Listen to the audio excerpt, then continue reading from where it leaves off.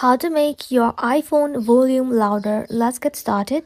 So for that, first of all, you want to go ahead and simply use the volume buttons on your left hand side of your iPhone. Press the top button to increase the volume all the way up. You can even open up your control center and then control your volume from here. Now for that, open up settings.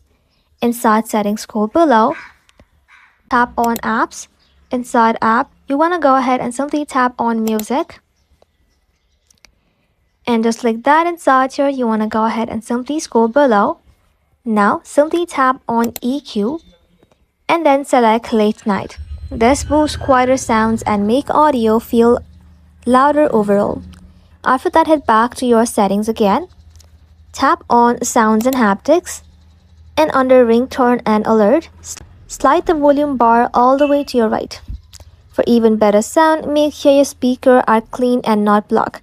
This can actually make a huge difference.